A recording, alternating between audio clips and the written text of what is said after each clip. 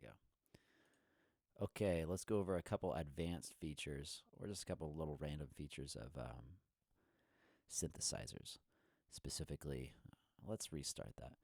All right, let's go over some more advanced or just random little features of SynthMaster.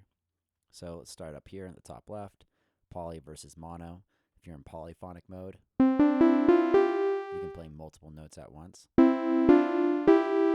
If you're in monophonic, it only allows you to play one note at a time. I'm currently holding 5 notes right now. See how it only lets you play one note at a time. If you're in your mono mode, you can use something called legato. What legato will do was that will mean that when you hit it, notice on my ADSR, which is connected to the main voice or my main volume of my oscillators, as I hold it out, it's on the sustain value. If I don't have legato mode on,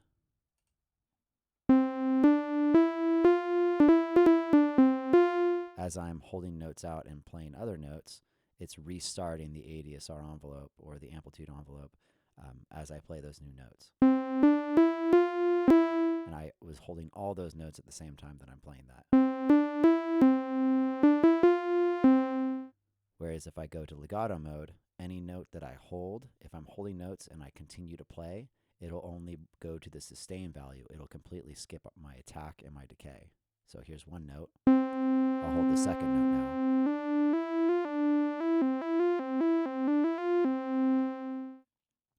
So let's go back to polyphonic. The other thing I can use is something called glide. Has to be in monophonic mode, actually. Monophonic, glide, also known as portamento. The more you turn this knob up, it will blend, or it'll kind of bend between two notes. And that's only going to happen if I'm holding a note out. So I'm holding one note, and then I'll push the other note as I'm holding it.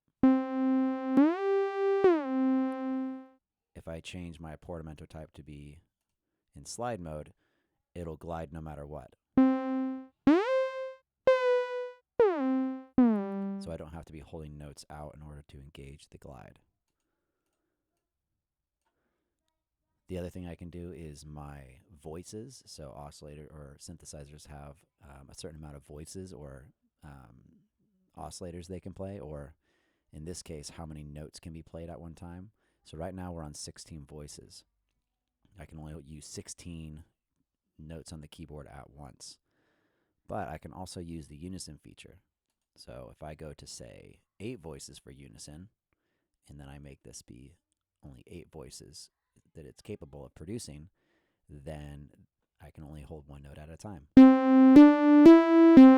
The fun thing about unison is it just stacks the same settings that you have, or for the oscillators, on top of itself. So in this case, I have 8 instances of this signal flow going right here with my oscillators. So it's going to be much thicker, have a little bit more character in there, and then I can detune all of those variations, all of those voices that extra voices I have being played. You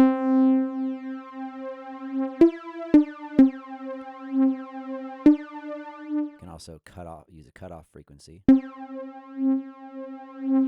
or pan all of those voices kind of randomly throughout to give it a stereo effect. This is very powerful.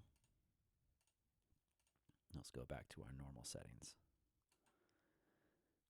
Other things is the key track. When key track is fully engaged, that means the higher I play on the keyboard, the more my filter will open up. So listen as I go up the keyboard.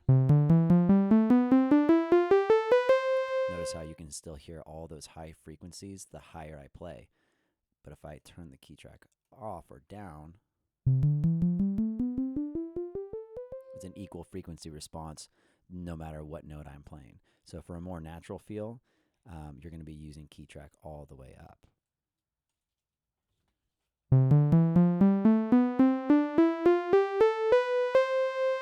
You can also put your oscillators in free mode. That's kind of free running, meaning that the oscillator is kind of continuously going, so it's going to have a little bit more error in there as it's switching between notes, and that's very analog. So for an analog feel, put free on. Same with your acid button right here. That just modulates a certain specific type of filter from a synthesizer. So it kind of gives the filter kind of an analog feel.